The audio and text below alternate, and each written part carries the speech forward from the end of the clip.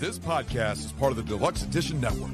To find other great shows on the network, head over to deluxeeditionnetwork.com. That's deluxeeditionnetwork.com.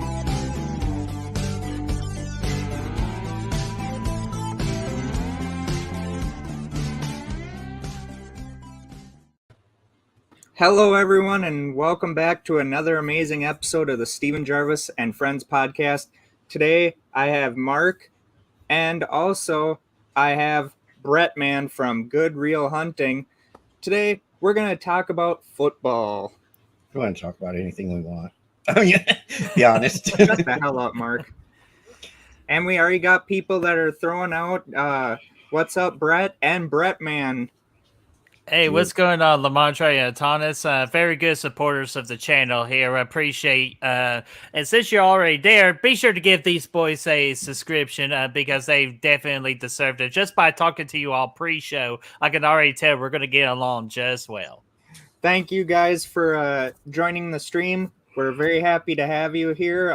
If you do decide to subscribe to us, we appreciate it very much as it helps us grow. But also very much... Also tell Mark to go fuck himself. Fuck you. How can you do that when he has such an adorable creature on his lap? That's right. This is Luca. Cat. Hey, this is Luca. I am a cat fan. I love cats. Hey, she was on death's door when we got her. Most of my dogs were that way too. Most of mine were the runt of the litter. Yeah, I'm the runt Chihuahua. It's the runt of the her pack, and she outlived all of those puppies for 15 years. So I totally understand that. You love the runts more than the normal ones. Yes, I don't know if it's that I love the underdog, but yeah, every dog I've ever gotten has been the runt. Well, you do like the Vikings, so that is an underdog. I mean, it's more of a fucking favorite than the Lions are, but hey. Oh, well, the Vikings did lose once this year to the Lions. Well, yeah, because you got they were favored. And they were favored. Well, that's the thing, though. That's why I even told you that was gonna fucking happen. I know that was funny. You told me that Cousins was gonna screw it all up, and he chokes. He didn't choke in the playoffs. He did his job in the playoff game. It was the players that didn't catch the fucking ball. 4th and 8. He threw that ball too hard. Hey Kyle. How are you doing today? Kyle. I hate that. Unless I show it, I can't fucking see it, but everyone else can. Did you go over to comments and or where it says private chat and comments and change it to comment? Mm-hmm. That's where I found it. Private chat, you don't see anything. No, if I don't, I'm in comments. Yeah, okay. I never go to private chat. Yeah, it should have popped up for you because it pops up for me whenever. Yeah, it pops up for me too. I used to keep YouTube up and do it that way, but then I decided, hey, you got your 10 seconds of fame. Get down. So also, we want to thank the Deluxe Edition Network. Also, go over and check their website out. You'll find a lot of great podcasts on there. And I want to throw it out to World's True Crime Podcast out there, since they decided to shout me out in one of their episodes. Very appreciative of that. Thank you, guys. Shit. We're getting famous. People are shouting our names out, or your name out. Well, yeah, because they like me better. Nah, well, that's for now. I don't know. Mark has the cat, so Mark has already got an advantage. That is true. Well, I'm getting ready to start my own podcast on the 10th, and it's going to be interesting. Shit, everyone. Yeah, it's called Talking Shit. And if you haven't subscribed to that yet, subscribe to it. My biggest cheerleader right here. Well, Steven. I told you that was going to fucking happen. You don't like it? Tough shit. I always, that's why I got into the podcast business. I was never about, hey, let's screw everyone else. I've never been about that. Anyone that wants to praise my podcast or the podcast, didn't you get a sponsor here just the last day or so? Oh yeah, W Energy. But I ain't gonna fucking have them put it on the show just yet because I don't have any idea. Well, no, I just wanted to, get people to realize that, they go check them out. Everyone though, that's go. Thing. Well, that's fine. Go check them out. I mean, it's worth it. Holy shit, we got 3 people watching. Okay, so it's a football episode today. We got a Kansas City person there. We got a Detroit Lions person in Mark. We got a Vikings person in me. I know. I drink heavily. But, He doesn't drink at all. Shut up, Mark. But he smokes anyway. a lot. Well, no, I actually stopped smoking weed. Yeah, gummies are better for you anyways. Oh, yeah. But anyway. And more delicious. Yeah. Yeah. But anyway, we're here to talk about football. Since you're a Kansas City Chiefs fan, tell us your favorite Kansas City Chiefs moment. Favorite Kansas City Chief moment? Yes. Oh, man. This one's probably not like your big impressive one, but it's just when Eric Berry came back from cancer and played football again. Yeah. I like just when nobody gave him a chance to play football. Like, he wasn't the same player as he was, but man, I give credit to that dude. First off, he was definitely on track to being the greatest safety of all time. That's how talented he was. Yeah. But it's just, again, when cancer happened, life happens. So for him just to get back out on the field was just so amazing. And I'm pretty sure we won that game too. And he locked down Gronk. Yeah, so like he's the only safety I know in this entire NFL era. He was the only one that can shut down Rob Gronkowski. Yes. So I just give it to that moment. When he broke down crying at the end, it was good. Hey, and, Tommy Knocker, I'll show you a jobber. Yes, I dare you to rewatch that match. Oh my Tommy gosh. Knocker. How about let's not rewatch that? Let's not rewatch that wrestling match because there wasn't much in that match. No, I'm a wrestling fan too. The Alexa Bliss though, of when she was with the Fiend. Yeah, well, that's what they're boiling down to is reconnecting them all together, and we could talk about wrestling too. I don't care. We could just I've been a wrestling fan for 20 plus years. I can easily talk about wrestling. Need to do that for one of your episodes, Mark. Oh yeah, well, I do have something, and I'll let you in on that one. Okay. I want to try to do what you said, but we'll talk about that later. Okay. Go ahead, Mark. My favorite actually wrestling moment is, of course, or my very first wrestling event is going to always be my very first, and that's WrestleMania 3. But I have a heart for WrestleMania 24 because I took my daughter to it. She wanted to go to WrestleMania 24, and that's always going to be special. And the funny part about it all is my daughter was telling people around them on who was going to win, how they were going to win, and what they were going to do. And she mapped it all out, and she was good, except for the Shawn Michaels, Ric Flair match. She knew Shawn Michaels was going to win, but... Hey, Mark, that's not football. I know, but he said he was a wrestling fan too. So. I know, but we'll get back to football. We'll get back to football, but... My podcast is already losing people as we speak. I don't need any more people to fucking leave. Oh, well. So, anyways, what was your favorite moment being a Detroit Lions fan, Mark? Mike Utley, after he got hurt, he got paralyzed, and they brought him back for to cheer him on and stuff like that. And it was during the 91-92 season when they went to the NFC Championship. Yep. They went 2 years. Yeah, and that was one of the best feeling I had as a fan, because it shows that it's not just about the players; it's about everybody. Well, now it's about just the players' egos. It ain't about a team sport anymore, unless you have a team like Kansas City or the Bengals.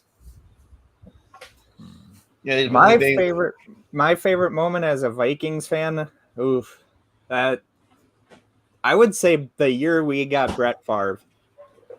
The first game he played against San Francisco, when it was like down to the fourth quarter and we were losing, and he just rockets that ball to win the game. And I think it was Greg Lewis or some unknown receiver catches it, drags his feet, and it looked like he went out of bounds trying to catch it. But no, he literally dragged his feet and still caught the damn thing to win the damn game. And it's like, holy shit. And then, of course, the Saints game where Brett Favre just kept coming back.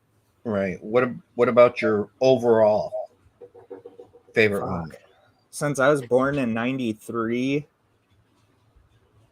You could put anyone because all this stuff's on tape now anyways, but I know, but it's kind of hard to say that because it's like, yeah, I mean, I've watched it, but I would say my overall favorite one was the Minneapolis Miracle. Mm-hmm. That's what I was thinking. Because we weren't supposed to be there. Sam Bradford had beaten the same New Orleans Saints week 1, but because of his knees, wasn't able to. So then Case Keenum comes in, and he got a lot of shit when we lost, even though it wasn't his fault. But he rallied the team, and that's all that mattered to me. It shows you that, and this is the thing about the Vikings. They go on runs. Like you look in 69, we had Joe Cap as our quarterback, number 11.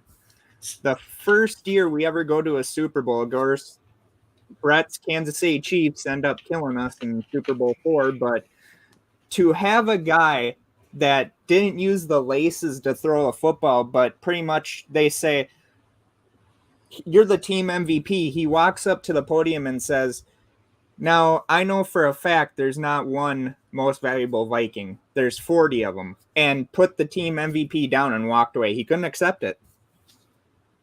That shows that he was a team player. On Joe Cap all they want, but that right there shows me that he was a team player. It sucks how his career ended with Minnesota, but it is what it is. Mm-hmm. So you agree with him? That's your pick too, Brett? For the Vikings Miracle, yeah, the Vikings Miracle, because like it was just the most astounding thing I've seen in a playoff game. Figure like the Saints must have taken like a pay cut or something like that for allowing that to happen in the way that it did. But it was still a special moment with Stephon Diggs still making a name for himself, throwing his helmet right up in the air. Like it was a special moment. And a good buddy of mine from high school is a huge Vikings fan, and he was freaking partying like, "Yeah, baby, we're gonna win the Super Bowl because of this. This is gonna be great." And then the next round happened. When they kicked the field goal to go up and then the Saints kicked the field goal, as soon as that guy was near, as soon as we kicked that one field goal to go up the first time, my dad's like, watch him miss it. I told my dad to shut up. And I just got down on the ground and I said, come on, just give us one. And then it's like he drills it. And then when our defense can't stop the Saints, they're getting tired. And Zimmer not calling timeouts to preserve the clock and all that. It was like once they kicked that field goal, I was kind of like, I was like, here we go again. It's another one of those Vikings things where we get hot and then we lose it. But then before that play, I told Alyssa, and Alyssa can even agree with me when I say this, but I pretty much said Case Keenum is coming up to bat, his last at bat. Can he do it? Can he prove all the doubters wrong? Can he show that his career up until then wasn't his fault? He went to shitty teams. They never built around him. And for him to just whale that fucking thing, and of course the catch, Stephon Diggs making the catch, the defender missing him, and as soon as they scored, you hear some of the announcers telling Stephon Diggs to get out of bounds. I said, no, run your ass in that fucking end zone. Mm-hmm. Don't fucking put it in the hands of the kicker. Go. And you see all the fucking Vikings people on the sideline just pointing at the end zone for him to go to it. And I was so happy that I cried. Mm-hmm. No, I know the feeling when the Chiefs won the Super Bowl a couple of years ago. Dude, I bawled, man, just because I finally had a personal favorite team win a big-time championship. Especially just the route that the Chiefs took during my time as a Chiefs fan, where we went from 2-16. Unfortunately, player committed suicide at the stadium and everything like that. We could have just sucked for eternity, but instead we picked ourselves back up. We went back to work. We got blessed that the Chicago Bears didn't select Patrick Mahomes. Eagles, and we Reid. freaking got him. And then just to go on that and just bust our tail, work hard, and come so close, but then to finally get it after that Damian runs breakthrough for a touchdown, man, that was just a great night in general in Miami. Andy Reid, Kansas City is the smartest team just for getting him. Mm-hmm. Oh my God. It was I was so excited. I'm like, dude, if they allow Andy Reid to build his vision, we're going to be so damn good. And he goes out and he gets Alex Smith. Brilliant. And then he revitalizes Smith's career. Yes. Until we drafted Patrick Mahomes, and he legit took Alex Smith out of town. And unfortunately, the whole incident with Alex Smith and his whole leg injury, which is so damn sad. I was because happy Alex Smith is one of the most underappreciated quarterbacks in NFL history. Oh, I was happy when he came back on the field and was able to at least end on his own term, not just I was about to say he didn't come back that game. No, hell no. He was Joe Theismann that day. Year and a half later, or something like that. 2 years. I think like a year and a half or 2 years later. Yeah, I was so happy, and plus, you got to admit, Kansas City has had a lot of good Hall of Fame quarterbacks walk through there. Joe Montana. Mm-hmm. Yeah, Joe Montana, Lawson. Yep. Yeah, especially we're dedicating this whole season to him. If you see our decals, we did put the number 16. And then you saw from the preseason game, we did the special huddle style that he was known the choir huddle. Yeah, and just hopefully we can really finish it off with a Super Bowl this year in the name of his honor. And plus, I just fucking hate Philadelphia so much. I had an argument with one of my buddies on Sunday because he was so proud how they won. It's like, how could you be proud of winning when you know you didn't beat a team at their best? And not only that, acting like a bunch of damn fools while freaking doing it. It's just the most saddest thing I've ever saw in the freaking championship game by just like a team that how they represented, how they carried themselves in Philadelphia. And it's really sickening, to be honest with you. So I really hope my Chiefs get it done. Like, to me, this is personal in a way. Oh, I'm cheering for the Chiefs. Oh, so am I. Even though I don't think that they're going to pull it out because of how damn good the defense is for the Eagles. Yes. And I got a counter. To that, though. The Eagles defense is great, but have they ever played a very damn good offensive lineman in the Chiefs? And B, this is the big one. Have they really played an elite quarterback? Exactly. So that's why I've been telling people 2 weeks, you are right. The Eagles better be praying that Patrick Mahomes ain't 100%. Oh, 2 weeks he should be. I mean, look at how he was playing Sunday. He was playing like you could tell he was hurt, but he wasn't as bad as what he could have been. Oh, dude, he blew my expectations out of the water. Like, you could tell, like, with some of his throws that he couldn't really get it there with the back foot and all that.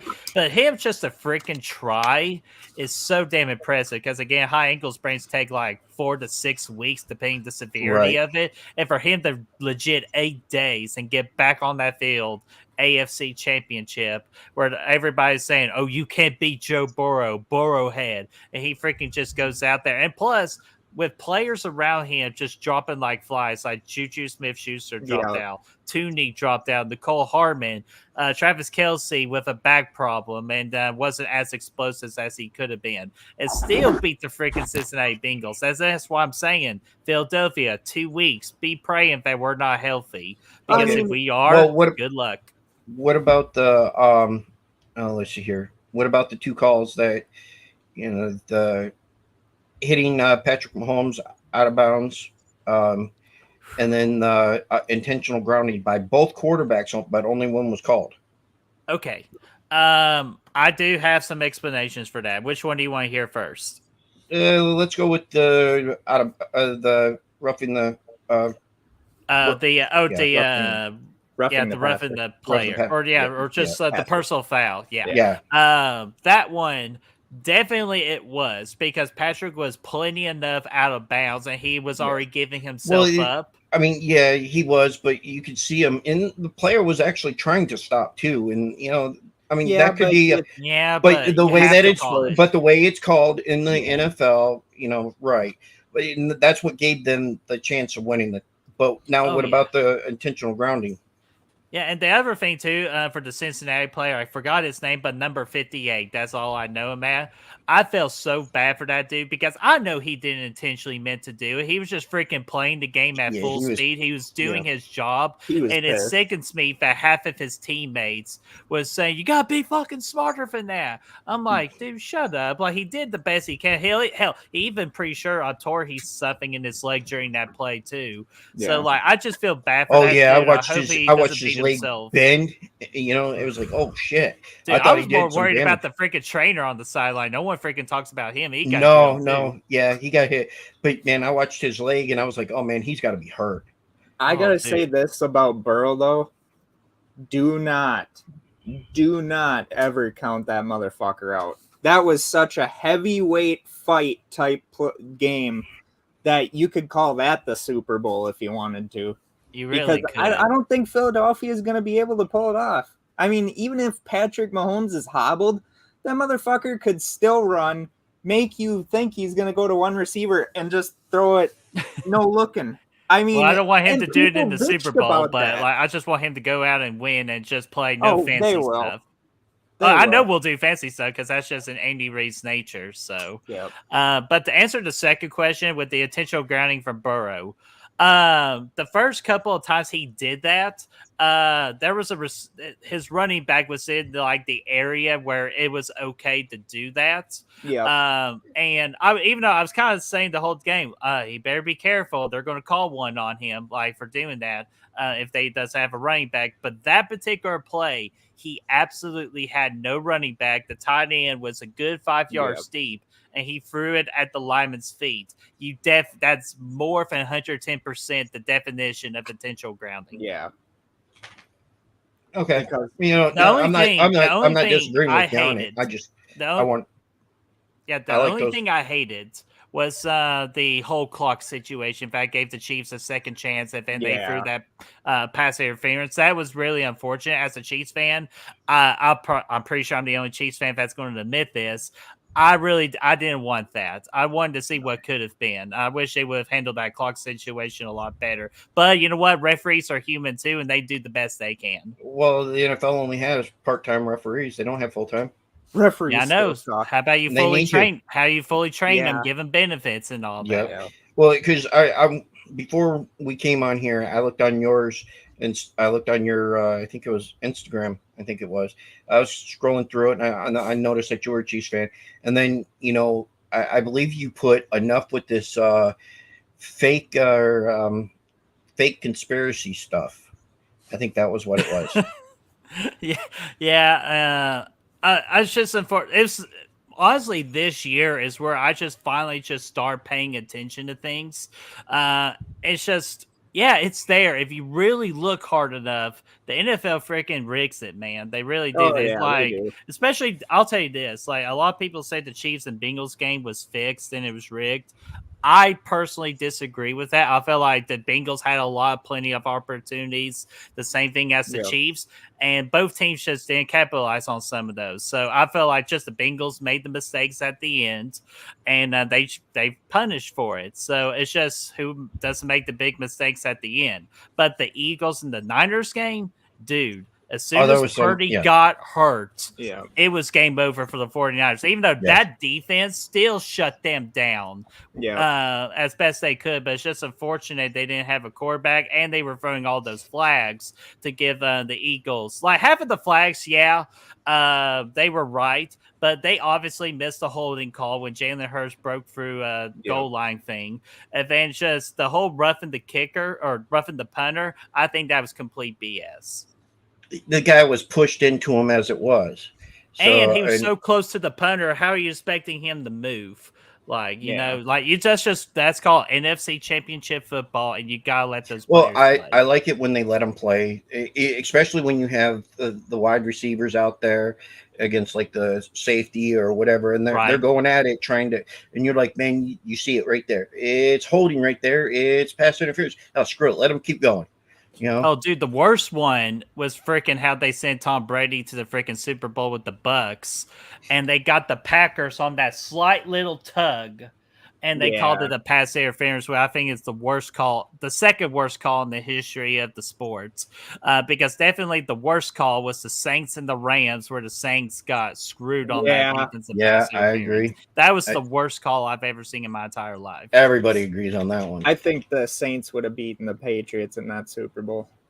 Oh, dude, man, everybody wanted to see Aaron Rodgers and Patrick Mahomes in the State Farm Super Bowl that year. But instead, again, Tom Brady got to go in. They wanted him to win his 8th ring, so they didn't let the Chiefs play. But the thing about that Super Bowl was the way Patrick Mahomes didn't give up. I mean, that fucker was diving, throwing the ball.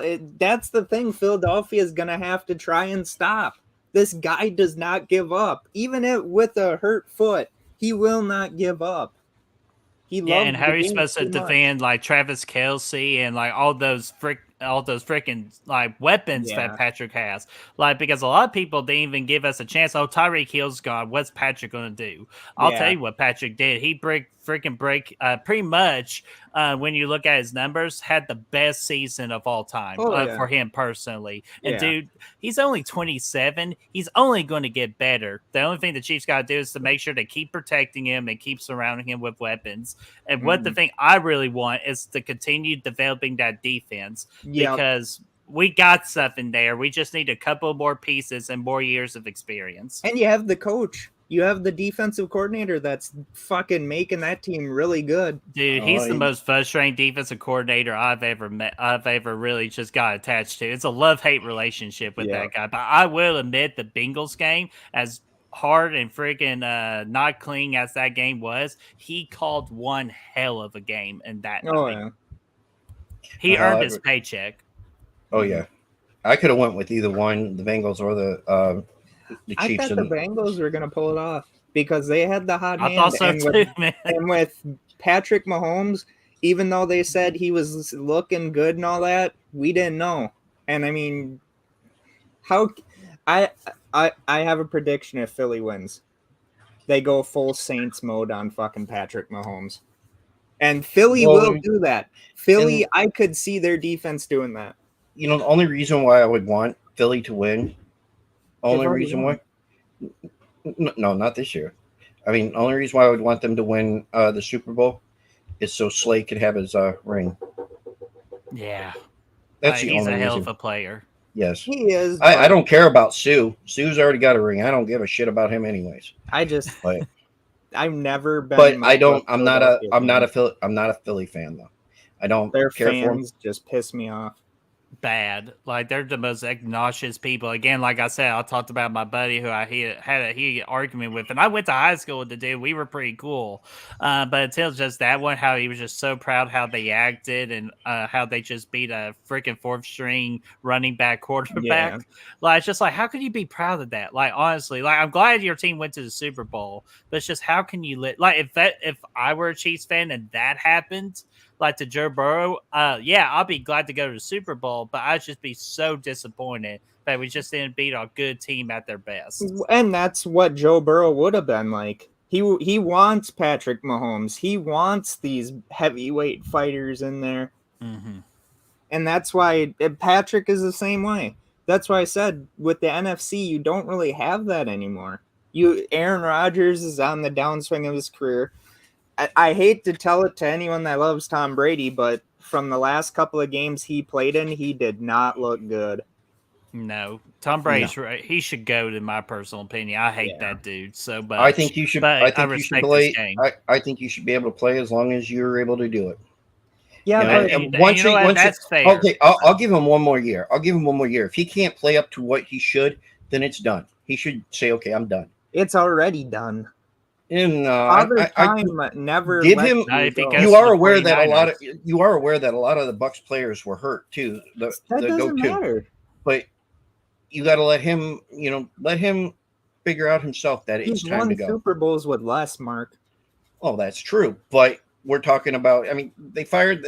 I can't believe that they fired the damn offensive coordinator, or no, the coach, Yeah, and the OC. Yeah, Brian Leftwich. Yeah, that was stupid. Why fire him? Blame him for your off season. Well, you had hurt players. It was your job to, They teach couldn't these players. blame Brady, so they had to. He was the scapegoat. For better or for worse, he was the scapegoat. Unfortunately. Well, that's the thing. No one will ever criticize Tom Brady. And I'm that one that's like, dude, you have all this money in the You are aware football. that everybody criticizes Tom Brady. Pretty much. Again, Not I if give they're credit to his Taylor. freaking field goal kicker, Vinatieri, for winning half of his Super Well, Bowls. and that's the thing. Vinatieri, without him, who's to say they drive down on that Rams team in their first Super Bowl that they win? Or Carolina. Or Philadelphia, even. Yeah. Yeah. And so, like, if you gotta give credit to that thing, when it actually has to be on his freaking shoulders, he lost twice to the Giants and lost to Philly, which that's the only time I cheered for Philadelphia to win that Super Bowl, just because I hate Tom Brady even more than Philadelphia. Oh, I see. I can't do that. But when the Bucks were in the Super Bowl, I couldn't do that. I couldn't go for them. I really could not. Because I don't like the Bucks at all. I was pissed when Brady chose the Bucks. I'm like, you got to be kidding me. Mm-hmm. And we got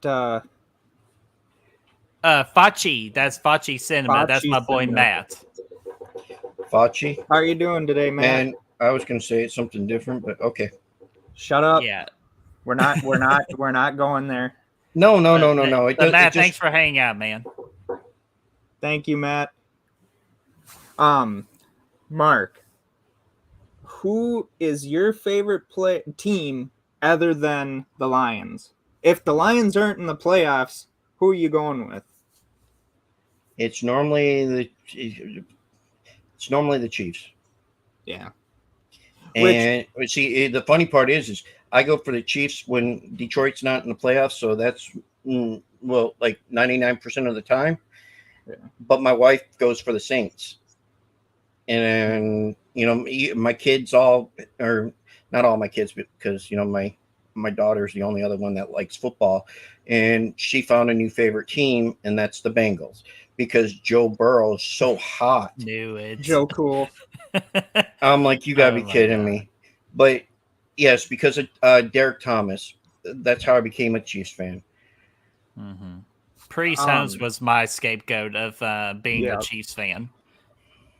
It's too bad though. Dick Vermeil had Priest Holmes, but he could never get that defense, and he could never find the right quarterback to get them up.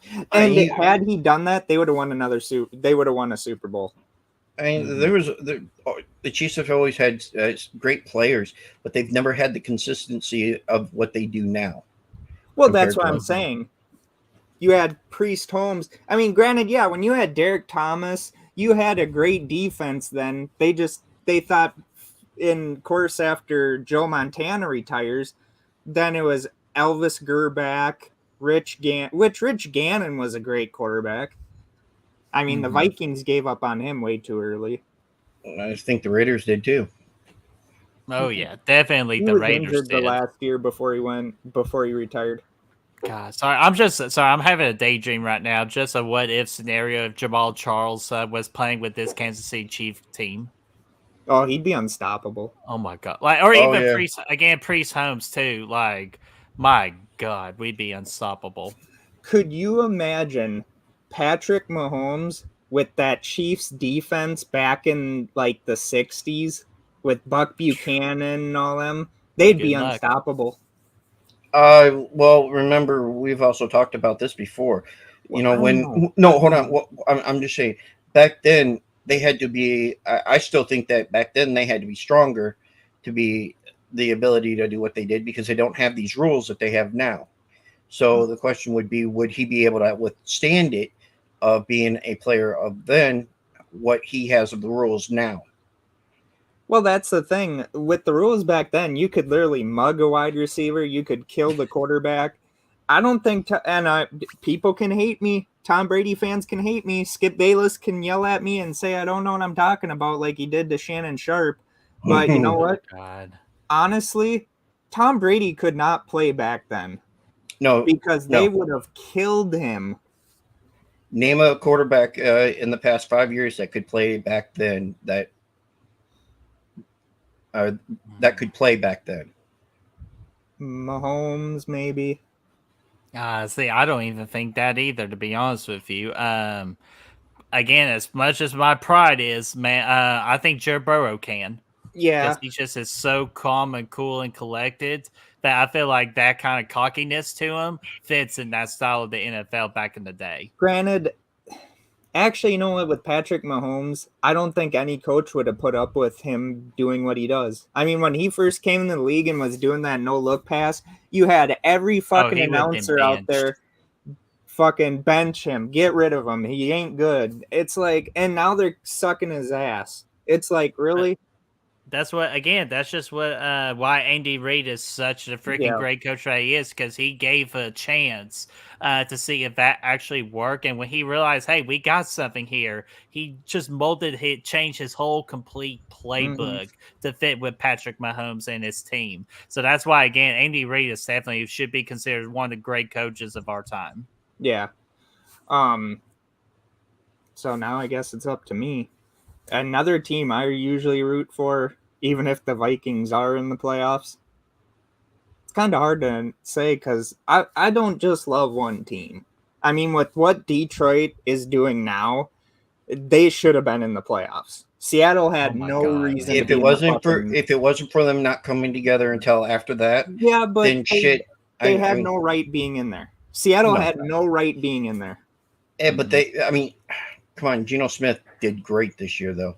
But he would not have been done good, and the shit.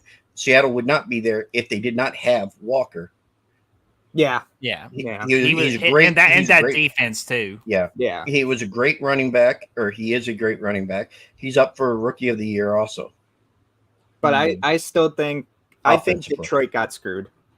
Actually, answer that question real quick. That's actually an interesting question. Who do you think's going to win Offensive Rookie of the Year? Because I think on book it should be Walker, but with what Purdy did in those freaking 6 games of his, it's hard not to give it to him. Wait, are you talking Offensive Rookie of the Year or Offensive Player? Offensive Rookie of the Year. Oh, Purdy. I think Purdy should. I think he should. But then again, Walker did great with less. Yeah. Mm-hmm. Well, Purdy, he was Mr. Irrelevant. That's the only reason I'm going with that one. Right. Well, that's like I said in the beginning. There's no such thing as being the last person in the draft meaning shit now. You can go anywhere in the draft and still be good. You don't have to go first round, because a lot of times you find more first round busts than you do of stardom.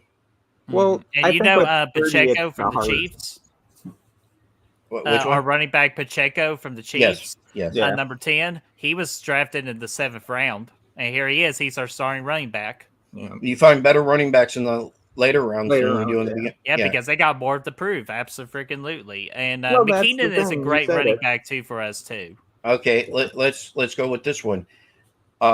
Defensive Rookie of the Year. Ooh. Oh my God, that's so tough. I can tell you right now. Hutchinson. Yeah, see, that's where I'm leaning towards too. But man, do not doubt the Seattle defensive back too. Yeah, well, I can't even say his name. But I can't remember his name at the top of my head too. But man, I actually watched a good amount of Seattle games this year because of due to Red Zone. And dude, man, he's so damn talented. But there's just something about the Hutchinson kid that I think he's going to be like the JJ Watt of this generation. I think he's going to be very impactful on and off the field. The reason why I go with Hutchinson is because I watched what he did compared to a lot of the other ones, and besides I'm biased, he caught 2 interceptions. He sacked a quarterback quite a bit of time, fumble recovery, and that was just in one game. Yeah. Mm-hmm. I mean, on top of that, you got a lot of great players with Detroit this year. That once they came together, they finally figured it out. And the funny part is I read again today that these players and coaches are willing to take pay cuts. Not coaches, but players are willing to take pay cuts to stay with Detroit. Well, yeah, because they realize, and that's the thing that Minnesota will not get back. As long as Minnesota Vikings fans call me a fake Viking fan. I don't give a fuck. I'll prove you that you're a fucking fake fan because I know more about this history of the team than most of these fucking Yes, go look at his podcast. Bandwagoners. He's got the history of the Vikings on there. But anyway, honestly, and I told you about Dan Campbell. I said if they let him coach, yes, the team will buy in. Mm-hmm. He will be another Schwartz, but I think he will get them over that. Getting Goff to get off his, not his ass or anything like that, to get him out of his head, to get him in the right state of mind, and to see what Goff has come back and done this year compared to, Well, Sean McVay fucked him. It made me. When Goff first came to the team, what did I say? I said I think that was the wrong decision. Yep. I said that time and time again. We were going off what had happened, and then he went through the season. I was like, I'm not sure, I'm still not sure, but he's under contract. Let's see what he does this year. And then when he started playing, and started showing more consistency, 10 games without an interception is better than anything he had done. And now he's up for comeback player of the year, which I always thought comeback player of the year meant that, something had to have happened to you where you were out following the year before. Now, with Goff, I think his lowest point was that Super Bowl. That's when you found out that he wasn't the same player anymore. That Sean McVay, who was going to give up on his team, but decided miraculously to come back now for another season. Watch that team give up on him. But Sean McVay... Stafford's not one to give up. No. Well, and him fully healthy. And plus, they also were without Cooper Kupp, too. Because, trust me, I know from a fantasy football perspective, that hurt so me. Do I. I had him, and, my season went...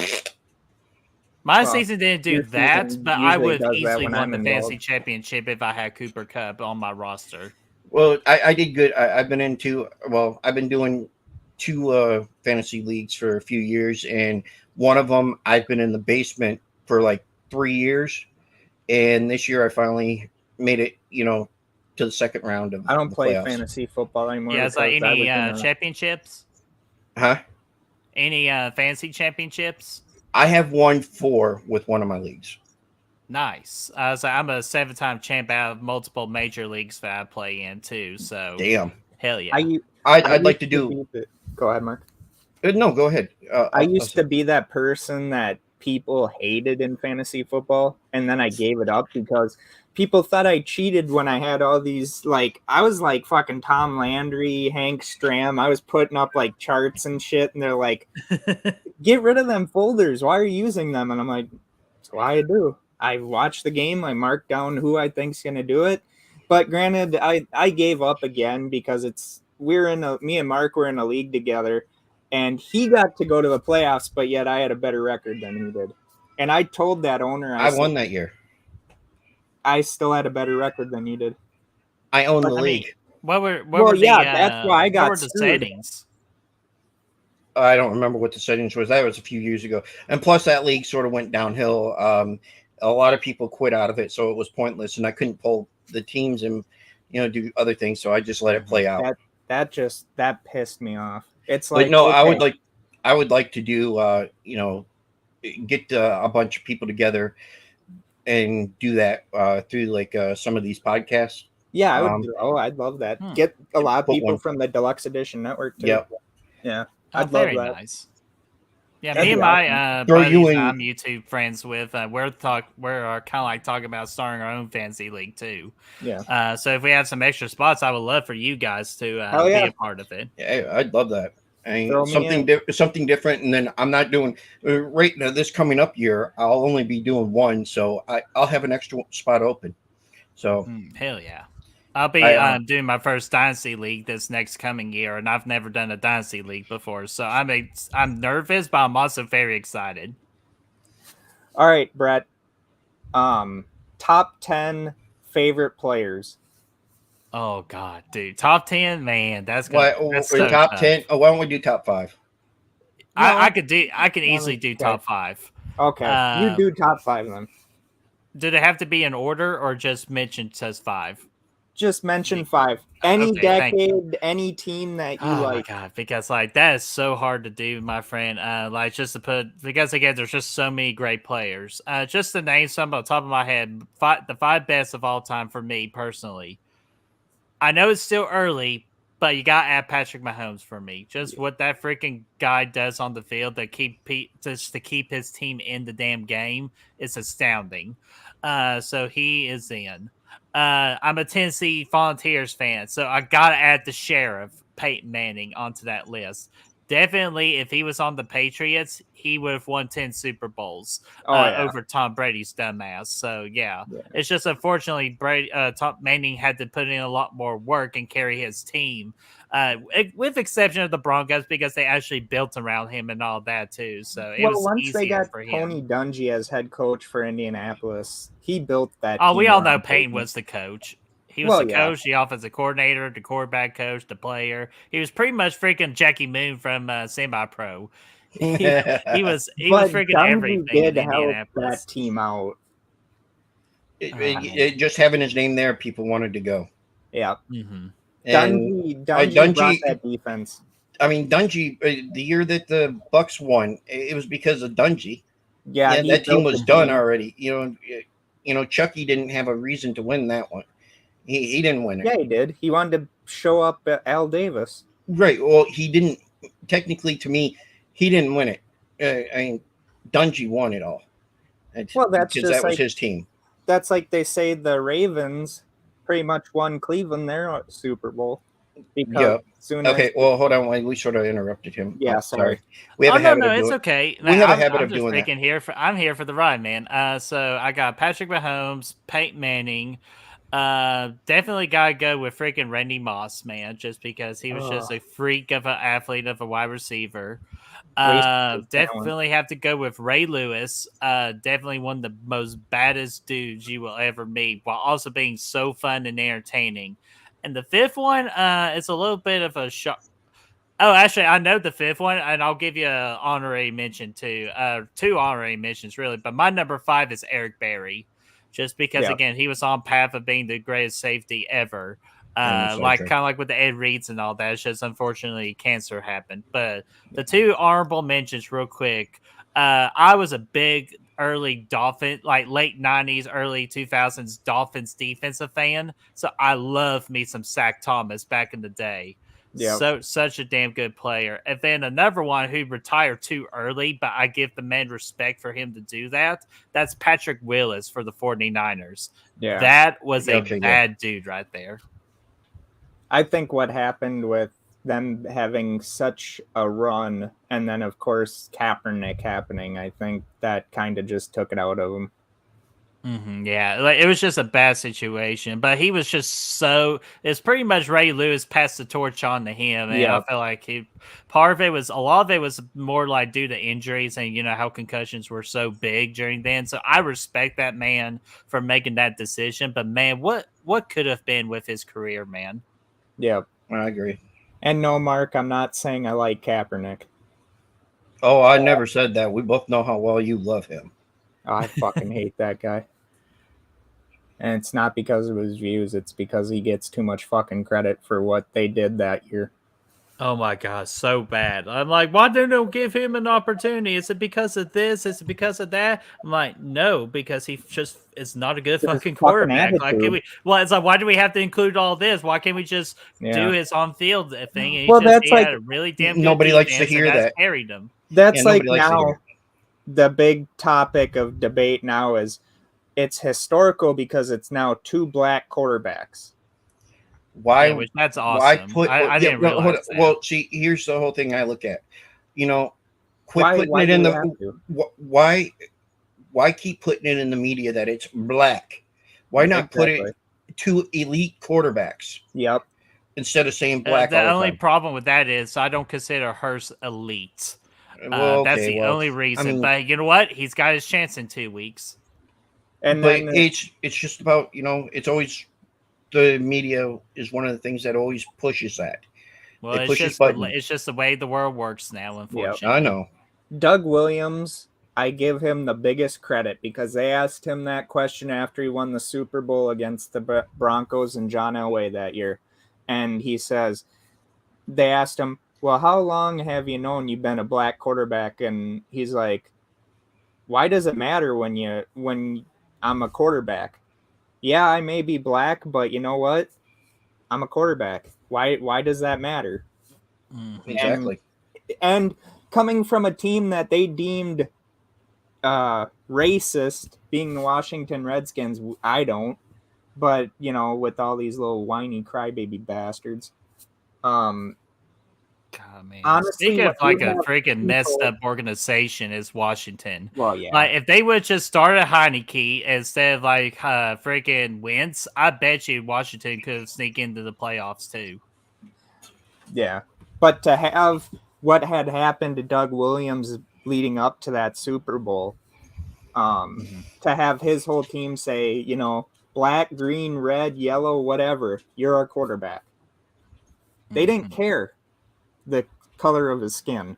And that's what we as a nation need to get back to. Mark, I agree. top 5. Or you can do top 10. I'm going to do top 10. I'll do top 5. All right. Go ahead. You got Derek Thomas. You have Barry Sanders. You have Emmitt Smith. You have Chris Spillane. Yep. That's 4. I mean, I can always throw in any quarterback of this generation right now, but I'm still going to throw in my Michigan man. There's a couple of them. I got Desmond Howard, and to me, Desmond Howard was always a good special returns person. Yeah. And then you got what's his name? But I mean, there's so many, but I'm always going to throw Tom Brady in there because he does have the rings, he does have the stats. No matter how much you disagree with that, he still is one of the ones that are in this generation that would go on the Mount Rushmore. The only thing, like I always say with the whole stats thing, I don't agree with it because you have to have a wide receiver that catches it. So all these people that want to throw Kirk Cousins, Tom Brady, whatever, you got to have a team. Tom Brady never wins those Super Bowls without a team. Mm-hmm. Right. Kirk Cousins isn't winning or going to the playoffs without a team. Exactly. Brady's had the team. Yeah, exactly. That's what I'm saying. I don't always agree with that stats thing because it's misleading. It really is. Mm-hmm. Well, it shows you what type of player that you are. They got stats for everything. I think they got a stats for how many times Russell Wilson had to use the bathroom, which was a lot this year. Okay. Hey, if the rumors are true right now, he'll be one to look out for next year. Sean Payton is a Bronco. They traded him. And if I were Sean Payton, that's still a good decision for him. But if I were him, or if I'm pretty much the Chargers, damn, what a wasted opportunity not getting Sean Payton. Exactly. I'm actually surprised that the Broncos because did succeed at getting him because he told Fox, the people on Sunday Fox, that he would probably be back there next year. Well, he had no say in where he was going. He was traded. They weren't going to trade him unless he said otherwise. They had them already set. They were already talking about contracts when it came up. So yes, but he was still traded.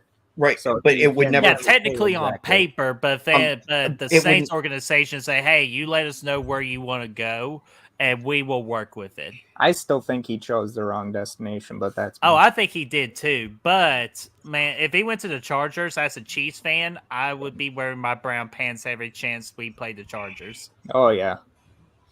Because that's to me the okay. most complete built team in the league. It's just unfortunately they don't have the head coach. We'll see how Kellen Moore does as the new offensive coordinator, which I think that's a steal because definitely Moore was not the problem in Dallas. Jerry Jones and Dak Prescott is the problem in Dallas. So I don't think it's just Dak Prescott. Mike McCarthy.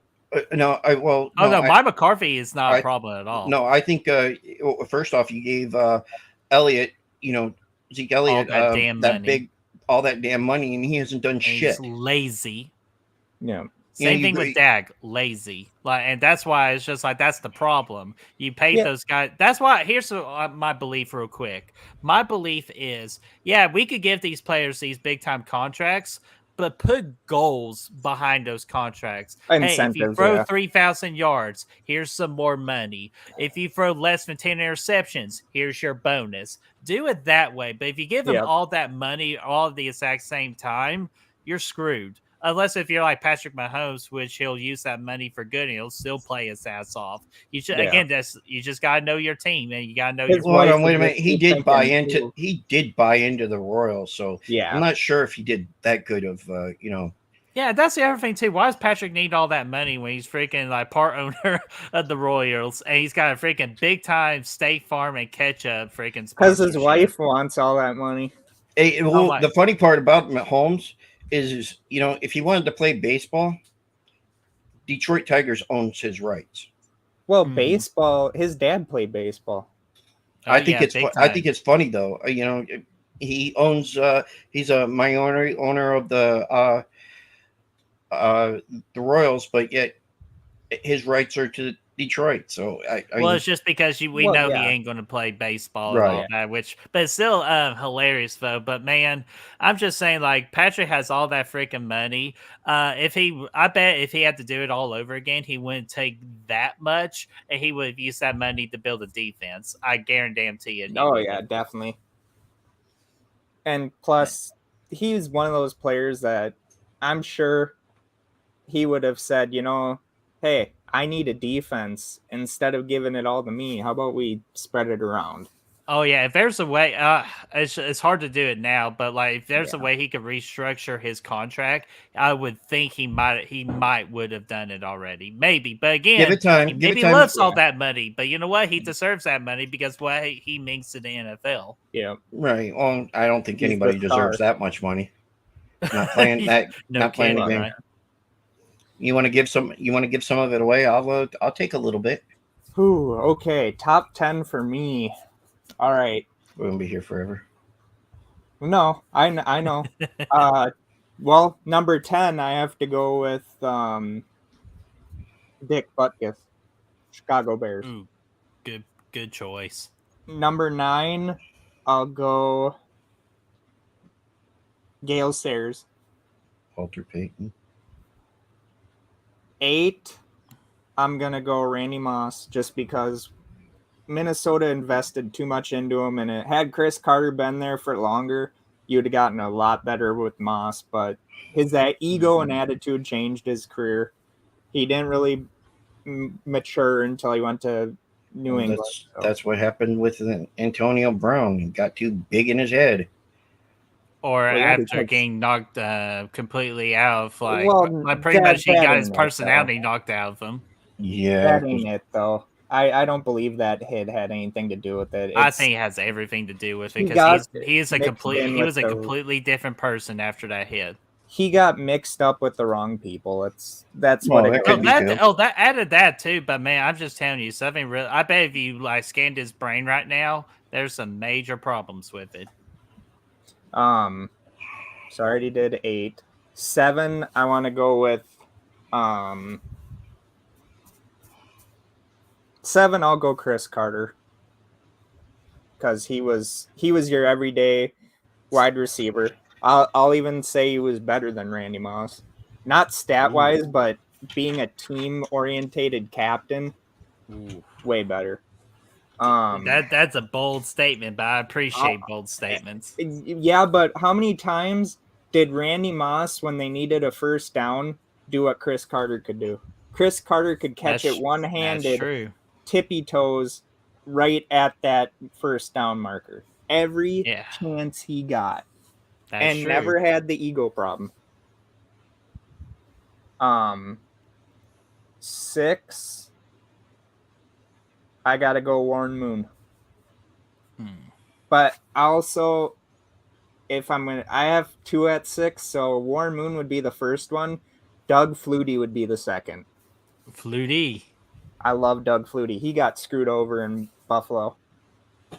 5, Brett Favre. The love of the game for him was, even though he retired a lot, people don't realize that the love of the game was there inside him. It was he was being forced out by Green Bay because they wanted to go with Aaron Rodgers, but they couldn't go with Aaron Rodgers if he was still there. So they said, either you retire a Packer or we get rid of you. That's how it went down. 4, I got to go Emmitt Smith, Barry Sanders.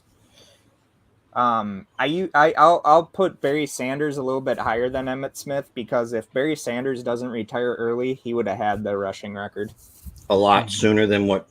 Yep. 4. Is it 5 or 4? I believe 4. 4. God. 4, I'm gonna have to go John Elway. 3, Joe Montana. 2, I gotta go, and this is because of what he had to work with the Saints early on, Archie Manning. Just to be able to have the opportunity so many times to leave the team knowing that they sucked, he still stayed with them until they got rid of him, and then ended his career in Minnesota. And number 1, I got to go Kenny Stabler. Hell yeah. Because what he did with the Raiders as a left-handed quarterback with left-handed bias, even to this day still, and then goes to Houston, gets traded to Houston during the Love You Blue era with the Oilers, and then finishes his career in with the Saints, which he wasn't the same person then. But yeah, you got to go Kenny Stabler. I mean, that guy was just the biggest down-to-earth guy ever. Never was too big for his britches, and just a great person overall. And hell yeah, he's sadly missed. I mean, you could keep going down a list of 100, like, and nobody's ever going to agree on number 1. Yeah, nobody will ever agree on that one. I'm pretty sure nobody would agree on number 2. Well, pretty much the time era we lived in. But right. Well, right now, I think in the top 5 that nobody could ever agree on. I'll even go there. But I mean, me and Steven have talked about this, about the Mount Rushmore. People keep talking about it, and they want to say, well, this person, and we're like, okay, you can't do that. You have to do it by eras or by decades. You can't just say of all time, because there's always going to be somebody better, or somebody that's going to seem to be better, or a different mindset. Yeah. Look at, if you want to go greatest of all time, Mount Rushmore, I'll put Otto Graham ahead of Tom Brady. He went to 10 championships, won 7 of them, but every year they went to that championship. And, you know, I could also, at number 1, could have put Dan Marino. I mean, Dan Marino, he was a great, yeah, the greatest one never to win it. Him and Jim Kelly. Yep. Fran Tarkenton, he's another one that was pretty great that didn't win it, but at that point, the Purple People Eaters were really, they were on the downswing by the time he comes back in 72. Super Bowl 4, I think, was Minnesota's best opportunity, maybe. to win the Super Bowl, but Kansas City comes out and just fucking annihilates them. I mean, what they did to Joe Cap. But see, here's the thing with that, though. You watch that Super Bowl 4 highlight, and you see how far the Vikings defenders are playing off the Kansas City Chiefs. No wonder they could pick it. Just short passes. I hope Philadelphia plays the same way. Yeah. And then, of course, when you're down 16-17, well, the team on the other side already knows what you're going to do. But Joe Cap went down swinging. He got injured. But he kept cheering for the Vikings. He kept saying, we got to get to 7. We got to get to 7. And it took that big of a beating to finally take him out of a game. You know, the heart, that's always what will get me. And people can hate me for this, but I don't think Kirk Cousins got it. I think, I used to drop him. I used to immediately. I used to disagree with you for the longest time. No, didn't I? I know that, but you know why now I'm starting to believe what you say. You know why I say that? And I say this to every person that says I'm not a real Vikings fan. The only reason he came back here is because fully guaranteed. Well, money was fully guaranteed no matter how bad he was. If he was so good, Washington would have paid him. I think that he's one that's can see be moved this year. No, they're gonna ride with him one more year. I pray that they don't on the contract perspective, but as soon as they can, they need to drop him and draft somebody. They're not gonna have him. Yeah, but they got Love. They got their next quarterback. They said in Love. Wait a minute. No, that's. We talking about Green Bay? Oh my that's God. Green Bay. Oh no, that's Green Bay. That's Green Bay. I forgot who's their backup.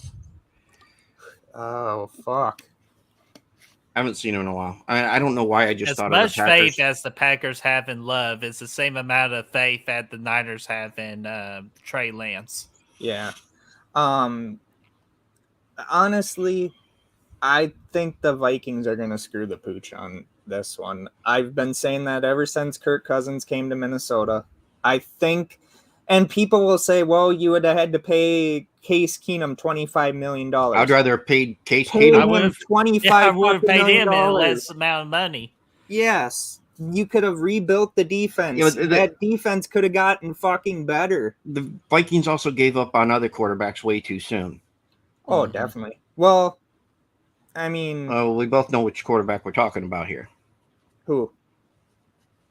Teddy? Yeah. Well, we never really realized he was going to come back. I mean, to come back from that injury, and I'm not shitting on Teddy. I love Teddy Bridgewater. Yeah, dude. He's such a great guy. And for all the people that fucking shit on him because he doesn't have gaudy stats, so fucking what? His rookie year, without Adrian Peterson, 7-9. The next year, they go to the playoffs. Dude, Teddy was such a good football player. Nice Miami guy. is lucky to have him as a backup quarterback, or hell, maybe even next year a starting quarterback, depending on how Tua does. With his Tua should and all that. Tua should retire. Yeah. After having the after having the 2 in a row and then having this last one, and he kind of reminds me of like Steve Young when Steve Young kept getting those concussions later. It kind of goes back to your argument from way earlier on. What are we to tell Tua that he should retire? Yeah. It should be up to him. Right, but I understand this is health and this is different. Yeah, right. His head is more, to me, from what I read, he had a seizure on the field after one of the hits, and so I'd be more worried about that happening, or just playing 1 minute and the next thing you know, you start having a seizure again.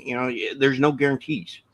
Well, that's the thing with football. I mean, when I played in sports in school, I knew full well, and I played for free, but yet these fuckers getting paid millions. And yet, like I always say, question the dedication to someone's sport when they're being paid millions of dollars or when they're doing it for free in school. Right. I mean, I put my body on the line, and granted, the year after I graduate, they enforce the fucking concussion thing. Mm-hmm. And like I told Alyssa, which I'm starting to forget a little bit more and more now. That's called old age. No, it's it's. Hey, I'm trying to help. I'm getting to that stage too. So I literally yesterday brushed my wife's chair. Granted, she wasn't in it, but I brushed it, and I mean, I literally just punched the fucking chair. Well, maybe that's not good. Well, and I wasn't angry. It's just I didn't know why the chair told you something, bad. You just wanted to hit it. Just a Minnesota sucks. Fuck your chair. Yeah. Well, no, I'd have to agree with it then. Here's a question. Up there with your Michael Myers mask, the knife, what does it have on it? Yeah. Oh, yeah. Here, I can grab it real quick. One moment. I've been looking at that thing the whole time. I'm like, what yeah, the hell? So have I. Yeah, absolutely. Let's see here. This is a custom Halloween 2018 knife. Oh, damn. I thought I was going to ask you which cut one myself is it? here. But no, yeah. Oh, wow. Yeah, my great friend Destiny, she got me this for Christmas 1 year. And yeah, I absolutely love this thing. Especially to go along with that badass Reed Hall Michael Myers Halloween Kills mask up there. Yep. Perfect. Still the best fucking opening Halloween movies ever had. Was Halloween 2018? No. Halloween Kills with the flashback sequence. Oh yeah, that's a good one. I wish Michael would have went ham on them fucking podcasters earlier. Man, I'll even tell you, I still think 2018 was definitely the damn best one out of the trilogy. I know I love the flashback, but the 2018 one, it just set the tempo of what that movie is going to be. Well, it made me so nervous, and I'm like, damn, I'm getting nervous as this is just the opening. Like, this is the presence. Like, I could just tell these people get it. Until Halloween King Kills and Ends happen, and I'm like, no, these guys don't get it. Like, the book was so much better than the movie, and I love the flashback, but the kills really helped out. The only thing that I had a problem with, and it's every 5 fucking seconds, is Evil Dies Tonight. Oh, I couldn't stand it. And even in the book, they don't say it that much. No, and I did not like Tommy's the character. That was such a throwaway. I appreciate it more, but definitely it could have been better.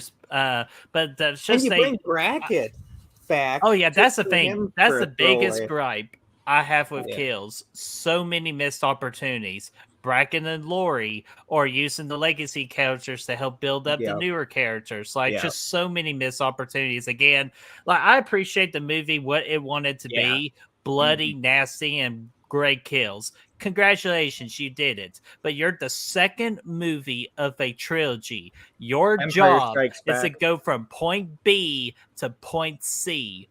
And they didn't do that. Like it was just like they just lazily did it. Yeah, with the whole Karen death. I wasn't happy with Karen's death. I think that they could have put it you earlier. You weren't happy because that's your wife's name. Well, no. Well, yes, but no. I like the character. I like the character. I like the woman that plays the character. Oh, we have potential, but they just did the exact same thing in 2018. Oh, hey, I'm innocent. I'm trying to make everything okay. At the end, badass. But again, what Steven was saying with not Brackett, but with the sheriff. Brackett, oh Brackett. My God! When he pulls out the gun and says, everyone's entitled to one last good scare. Yeah, and they wasted that line. Yeah, like Michael Myers is going to remember 40 years later. He's going to remember that line, or even remember who Sheriff Brackett is. Like it's something that Brackett told to Laurie when Laurie bumped into him in the first one on her way home. That's how it happened. But yeah, it was. And of course, I will say this. Before Ends came out, I told Mark, I'm like, it's going to be remembered as the Return of the Jedi. That's pretty much what this was, where you had New Hope, which is by far considered probably one of the best, Then you had The Empire Strikes Back, which was kills. Where you would get the bad guy wins. And yeah. Then and you then, get, of course, of course, we had ends, which you said would be more of, Season of the Witch than it would be of. I fucking called that too. Mark's just like, if it is more Season of the Witch, he's like, you fucking called that. And I even It definitely had that podcast anthology vibe episode. to it. Yes. Well, I wasn't thrilled with it, but again, you know what? If you go and watch it, as more and more, you get to understand it a little bit better on what they were trying to do. But I still think, I think the wrong person died in it. I think Laurie should have been the one that died and not Michael. Well, I think they can we both really should say died. he's dead though? Just because they put him in a fucking wood chipper. I mean, can we really say he's dead? They've burned him. They've blown him up. They fucking did everything. Are you gonna say that you're gonna do the the resurrection? Are you gonna do that route where they put the wrong Michael and a different person in there? I'm just saying, with all the things they've thrown at him, people are actually believing that he's dead. Like, they're not gonna make any more of these movies. Bullshit. Oh no! There's other timelines. You can go back and do different timelines, different characters, or just even start or create your own timeline. That I agree. Like I've said, that fucked up this timeline, and Mark knows I hate it. Was what they did in the original Halloween 2 by making them siblings. You didn't need it. You did not need them to be siblings for him to chase her. Yeah, remember that happened when John Carpenter wrote the damn thing, and he had a couple of beers, and I was like, let's just add this in here, see what happens. He didn't want to make it. His hand because he wanted to make the fog. Well, then he got sued by Irwin Yablans, and fucking Irwin said, okay, well, you can do the fog with them, but you're coming back and doing a Halloween 2, or I'm suing you for everything you have. That's why Carpenter had to come back. And he put in that secret killer with the brother-sister angle, too. So, good for him. Well, the angle that I hated that he had nothing to do with was, the whole cult. I could not stand that angle. And again, that was a fucking trilogy. They could never, like I said, 4 was the best. When they brought back Michael, 4 was the best. Yes, I agree with that one. Best sequel or best Halloween movie? No. The first one is the best one altogether, I think. Okay. No, I was just making sure. I was like, first off, good for you because I love Halloween 4, and second, I just wanted just to double check. But and sorry for keeping you longer than what you probably want. Oh no, you're good. I had an off day today, so honestly, yeah, we're good. If people could have had it differently, take out Halloween 2. Put in Halloween 4 in its place, and you would have had a much better timeline. But no, the thing that pissed me off the most, and I called it as soon as I remember seeing Halloween 4, granted being born in 1993, I had to wait until I was 1999 for the AMC horror thing to see it. I knew that ending was he wasn't gonna die in the ending of 4. Even though they buried his ass, I knew in 5. Even before I knew there was even a Halloween 5, I said he got out of there at the last second. Oh, you know. And he does. He does. Mm-hmm. And my dad's like, you're 6 years old and you've never seen any of these movies and you already know what the beginning of 5. I'm like, Dad, it's obvious. It's just like Friday the 13th. He's on the front cover of the VHS. Like he's on the poster. Like, of course he survived. But yeah, it's even though God, imagine if they would have gone the route they were supposed to go and let Jamie Lloyd be like the villain and all that. See, I would not have liked. Oh, see, I like Jamie Lloyd's character, I really do. But the problem I have with, the 4, 5, 6 one, they barely used her, enough to, get her out of there and say that there was a baby and. And come to find out that it was Michael's baby, and that's where you lost me. Because of the producer's cut. You would have never known it was his baby without. Right. Well, exactly. But you lose me there, but you also lose me at the cult, and then you get a little bit, and then you go to H2O, which I was excited for. Great. We're getting a new one, and Right. And But it's then still good. right, and then then you get Resurrection, and then you're like, what the hell? How could Michael come back? And then they do this, and we're like, what the fuck? I will never forgive Halloween Resurrection. I don't care how many people like it. I will fight people in the street. And the reason why is you have a fucking rapper karate kick Michael and make him look better than Michael. That is like fucking Corey before fucking Corey. Hey, that's what the fans wanted when they did the test screening. It's like, hey, we wanted more of that guy, and that's what they did. I'll be honest with you, blame us, blame the fans. They need to quit letting the fans believe what everything, because get real horror fans. Don't get these wannabes, don't get the new age fucking ones. Yeah, don't get the ones that go in to see Batwoman and or Batgirl and say, hey, why is Michael Keaton in there and who is he? Stuff like that. It's ridiculous. And that's what screws a movie, and that's what screws everything else for other people that like what they hear and see. Fucking if them little bastards wouldn't have fucked up Halloween 2018, they would have killed Lori. But they fucked it up for us because they didn't like how they killed her. But she had a glorious death. Fucking she stabs him in the throat, which supposedly was gonna kill him, which bullshit. See, she gets stabbed and dies from her wounds. Well, exactly. They both would have killed each other, and that would have been it for supposedly at first. But then they decided, let's do a trilogy out of it, and then you get kills, and then you get. They were going to do a trilogy even before, but COVID happened, and well, they weren't for sure exactly how they were going to. They were also going to film, kills and ends back to back. But no, they had to, 2018 and kills. I thought it was ends, no. Kills and ends. Okay. No. Kills in 2018. But I don't really think you can come back with Halloween as a franchise, to be honest, with the timelines being as screwed up as they are. But still, there is a time and a place for Michael. Just don't make him old. Just don't make him old again. All right, I have one for Brett before we go ending this. Now, everybody, we're all horror fans. Now, the new Friday the 13th TV series.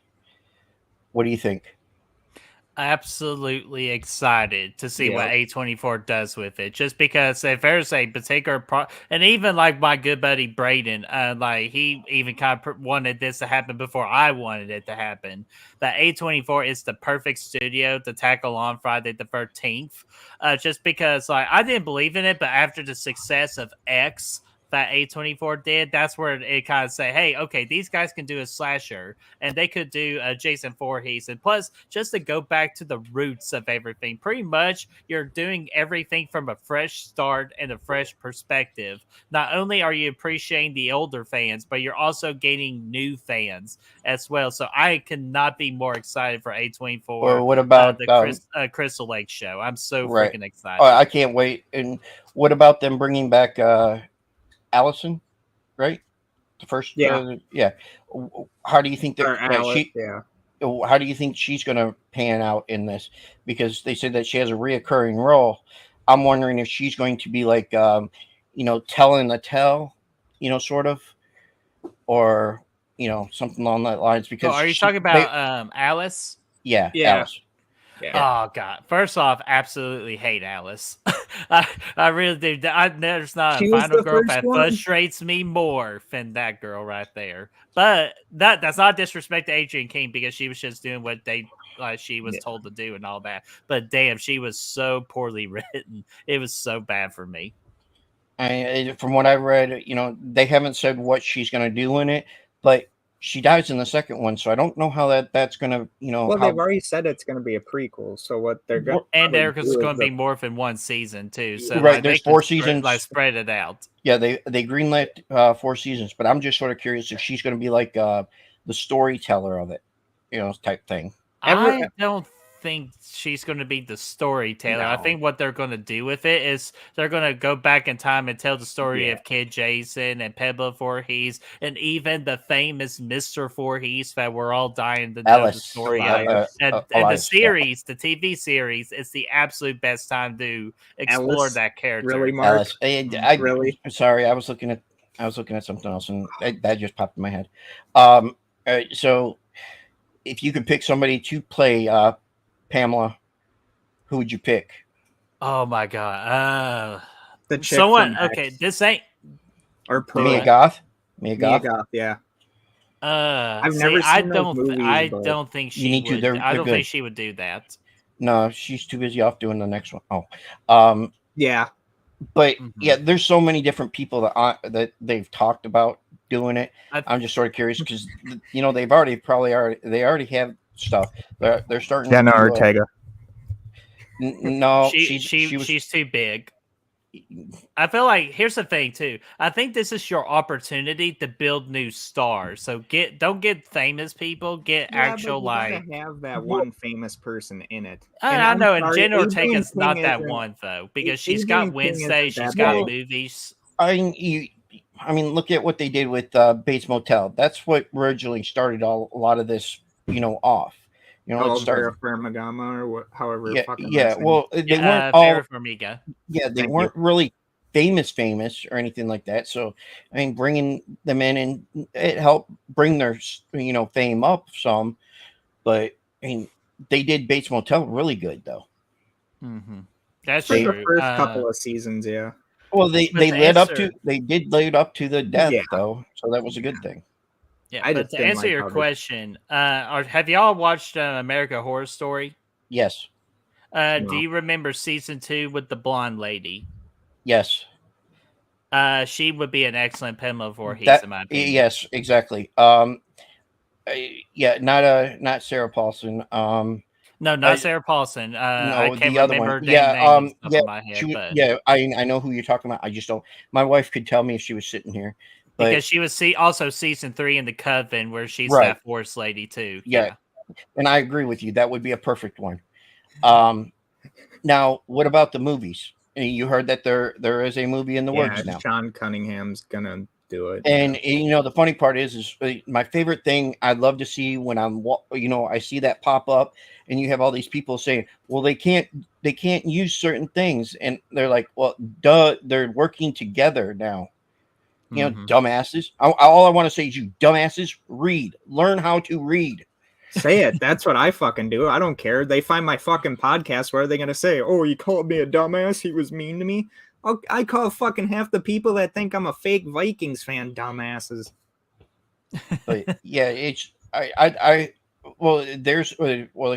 there would be another question. And who would you want, would you want them to reboot it, start it soft reboot, or would you want a total reboot? That's tough. I'd probably say a soft reboot because mainly the hard reboot's going to go to the series on A24. Yeah. That's what I think. And I'm more excited for the series than I am with the movie because with a series, it's something that Friday the 13th hasn't really gone to that direction before, and it has the opportunity to reestablish itself and to fix a lot of the wrongs that the franchise has dealt with, with the inconsistency of some things. I think oh, hey, Jason came in the second one. We thought he was dead and blah, blah, blah. Because originally Jason wasn't even supposed to be a big thing until because Victor Miller people were interested in his story and they added him in the second one. But the series has the chance to have everything tie in and make sense while telling it fresh for a newer audience and all that. So that's why I'm excited for the series. But for the movie, I definitely want to see Friday the 13th because Jason's my boy.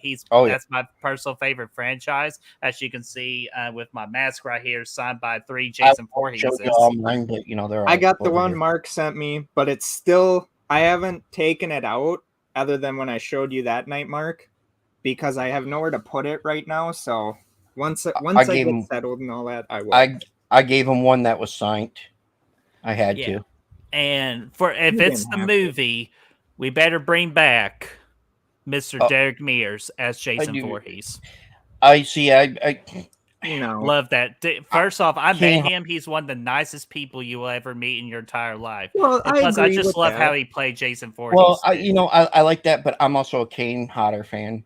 So yeah, but you can't bring those two in because Kane's too. And no offense to Kane, if he watches this, Kane, I'm sorry, but they don't want to use him anymore because they consider him too old. Well, they could use him for a cameo, which I'm okay with that. He's working on the Texas Chainsaw game. He's done with that now. He's working on a movie that he created. Oh yeah, but if it's Friday the 13th and they get the right cameo for him, he'll freaking drop everything he's doing. Hell, you could do that for every Jason, really. Just don't have him call Jason a pussy like they did in Jason Goes to Hell. But oh my god, okay, I'll agree with you. Derek Martin, he was good. He really was. Go younger and go with someone. Fine. No. Hold on. Then fine. Let's go with someone young and older. I'm going to go with one person that I could know that would do the job right. Jason Brooks. Yeah. Interesting. But at the same time, you got to go with someone, and they don't need a big name actor to do it. No, they don't. It's The Mask. That's all you care about. And him with the machete and killing people. Okay, that's actually where I will disagree with that. Just because it's not about just the guy in the mask and all that. It's the mannerisms of the character. And that's why a lot of people love King Hodder, because he brought out the best of like the presence and the intimidation factor of Jason Voorhees, because Part 7 Jason is my all-time favorite look. Well, like if I saw Part 7 Jason in real life, I would be shitting my pants and be praying that's why that they him brought not Nick kill Castle me. back to do the breathing and then to help yeah, exactly. And he perfected the walk that everybody talks about too. So like I feel like that is a very important decision on who you hired to do that. The most underrated Michael actor of all time, though, Dick Warlock. Damn right. I absolutely agree with that. If I would have ever met Deborah Hill before she passed away from cancer, I would have been like, well, you were there.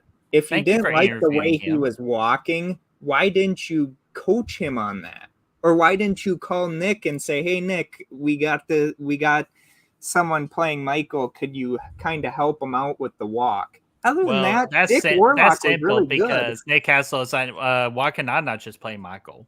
Exactly. That's why he didn't want any part of it too. And plus, again, it's the same thing with John Carpenter. There was only supposed to be one Halloween movie. Well, they did so well. The fucking Halloween, no Halloween movie has topped one. None of them. You didn't need another one. Not even close. You could have made the first one and then waited it until the 10-year anniversary, brought out Michael back. But because the sequels was a new thing back then, it was gonna eventually happen. If it wasn't Halloween, it would have been Friday. If it wasn't Friday, it would have been Nightmare. Train that it's Hollywood either. Yeah. So. Oh yeah, they want to fucking milk that shit for all it's worth.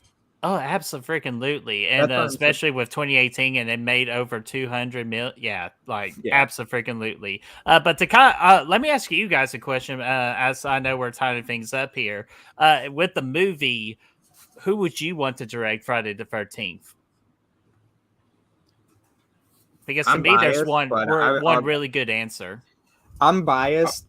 Yeah. I either throw up between Peter Anthony or Tommy McLaughlin. I'd go with either one of them. And Tommy was great to talk with. He has a lot of great ideas, but I love his ideas. I think that would be a good one. If I was working on anything, well, look at what he had to do after Halloween. Fucking goddamn it. Friday the 13th Part 5 with Roy. I mean, it could have killed the franchise. And then he comes in as the director for Part 6, has to bring Jason back, has to make it look good, all that shit. And he did a wonderful job. I mean, why they didn't have him work on 7, sign the motherfucker. The only grip I have on with Part 6 is that they made it too goofy. But I respect it for what they were for what he wanted to do, and I give him all the props. It's just to me, Friday the 13th is just one of those franchises you can't just be goofy like that. In my opinion, I still don't like. I like 7, and this I've never been a fan of 7. I've never been a fan of 7. The only thing I hated was the Carrie part of it all. Yeah, and nothing against Lar Park Lincoln, because she's an amazing actress, and she's a wonderful person to meet too. Kane Hodder is. I don't care what people say about Derek Mears. He was good in the remake. Granted, yeah. Kane Hodder, hands down, is the greatest Jason longer. And granted, Steve Dash could have been a hell of a good Jason too if they would have allowed him to keep playing that character. Mm-hmm. And one I have of a beyond that is, oh my God, why am I forgetting his name? Ted White. He's my all-time favorite Jason, just because what he did with Part 4, and Part 4 is my favorite Friday the 13th and one of my favorite slasher movies of all time. Because damn, dude, that's what made me the true Friday the 13th fan I am today. Wasn't Ted White also Jason in 5 too? They used because they had him in. If they did, they used him they did something weird with it, but I don't think so. But I could be wrong. Did you? I don't know if you've ever seen this, but it came on Twitter a couple years ago. I showed it to Mark. There is actually an alternate ending to Halloween where Michael gets up and runs away. Oh gosh, I'm glad they didn't use it. It was just and it even said that it was just John Carpenter doing whatever, getting the not even reactionary shots, just right. And like my wife Alyssa said, she's like, "Well, how do you know that Nick Castle didn't have the shits?" You know, drank too much Dr. Pepper that day. Yeah. But to answer, but for the question of director, which y'all listed some great choices, I would think there's only one man for the job right now, and that's Ty West. I think he could truly bring now what Friday the 13th is. Ty West. Ty West, who directed X, and I mean, I'll have to watch them. Yeah, you're gonna have to. You haven't seen X? Yeah, X is good. Watch it. So X is good. I wasn't too thrilled with Pearl, but I understood where they were going with it. Oh, it was a totally different movie, so I do not blame you for that. Yeah, but X it's really good. Mm-hmm. But I feel like he can bring it out. But the most important thing that the movie, not the show, the movie needs to do. And I feel like ever since like Part 4, I feel like Part 4 is the last movie that did a really good job with this.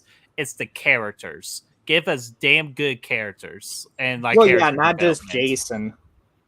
Yeah, not just Jason and killing people, because we've seen that before. Can agree with that. Give us memorable characters, because the last memorable set of characters we have, you can say Part 6. Yeah, okay, I'll throw it out there. I'll give Part 6 respect to that. Part 6 had a really great set of cast people, and characters and all that. That's what they need to really touch upon again, versus just doing slash and dash.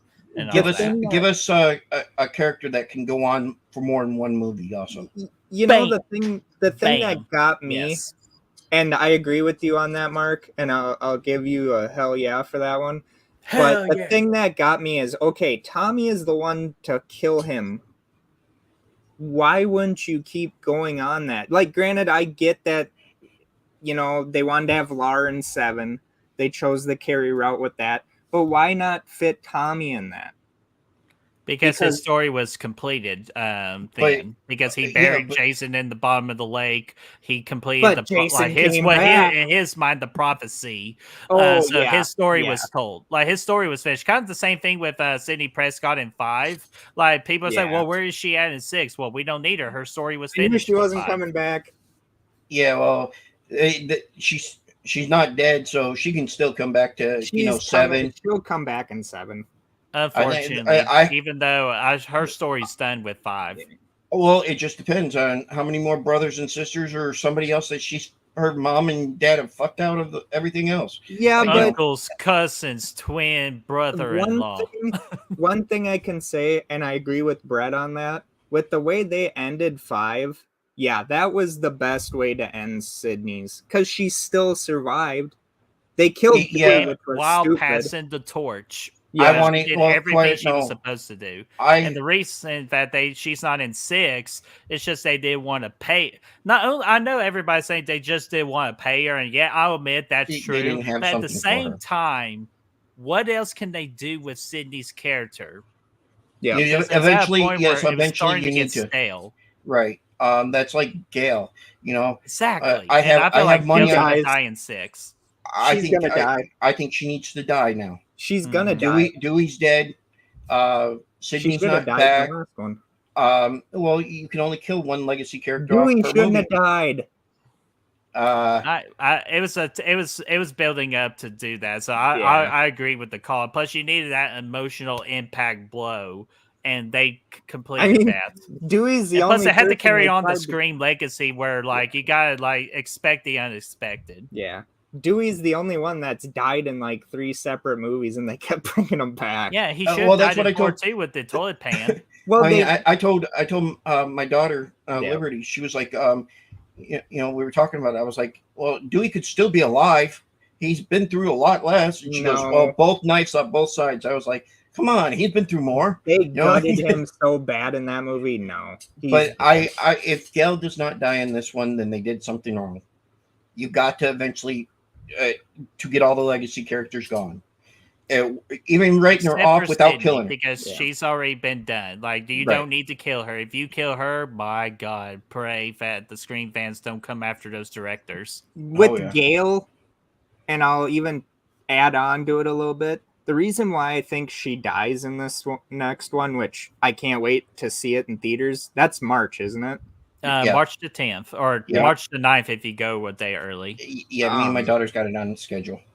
And the reason I say this, you've already took everything from her. You took Dewey, even though they got divorced, you killed Dewey. Why do you need her? What else has she got to do? Exactly. Well, it's a perfect time to do it. They're killing whoever guy that lives in her house. She's the only one, as far as my daughter was mentioning this, she's the only one that has never got a phone call. Tell them now. She was supposed to, but who picked it up? 4? No, because she got stabbed in 4. No, she didn't get the call. But she didn't get a phone call. Oh, yeah. She was on the video. But she was supposed to get the phone call in 2. But who took the phone call instead? Randy. And Randy talked shit. And Randy talked shit about who, and he died for it. Yeah. And that's the only reason. That's the only reason why. And yeah, Randy's been mentioned in all the movies since then. He's either had a video. He was supposed to have a video in 4, but for some reason, it didn't happen. He actually wasn't originally supposed to die in 2 either. Mm-hmm. I think Kevin Williams came out and said that. He was like, but you had to make one die though. Well, but again, that's like that big thing. You gotta let a big person die, or what kind of impact do you have in exactly? And that was one of the biggest impacts right there. With Randy, the reason I think he died the most is because he could think like the killer does, because he watched so many horror movies. Yeah, and but he always knew the rules. I didn't disagree with Randy dying, but I disagree with him dying in 2. He should have died in 3. Yeah. So that's my die in 3, kind of honestly, him and Sydney had a little thing going. Yeah, I agree. I said that should have happened. I think that you could tell in the second one, the chemistry was there for it, and I thought they were going to set it up for the third one and then have him go just because it's the third one, it's the finale. You got to do something even epic. But man, they pulled that trigger too early. Again, I don't disagree with it. I just felt like we could have built on it and make it more impactful in the third one. Well, one of the things I heard, and like I said, my daughter's she reads up on this shit a lot. Dewey was supposed to die in the first one. Mm-hmm. Yeah, and the test audience did not like that. Well, supposedly he was supposed to die in the second one too, but again, they just love the Dewey character so much. Yeah, supposedly he made it. He was supposed to die in the first one too, because they wanted to do the shock thing. They wanted her to survive, and then at the end she'd die. Oh come on! I'd still like to see Stu come back. He's not gonna come back. I know. But no matter how many fucking scenarios they put of how he survived, he did not fucking survive. Hey, the amount of blood loss and then a he TV died. crushing you. Well, Kevin Williams came out not too long ago and said, "Hey, look, the fucker's dead. Come on, yeah, over. Let it go." That would have been a great one if they would have been able to do the third one the way that they were supposed to. But now with the shrine thing that they showed in the trailer, it kind of makes me wonder if it doesn't have something to do with Stu. I think it has somebody to do with part 3. No, I think what we're getting is the one that we were supposed to get with, what was it, Scream 2 or 3 that got changed because of Columbine?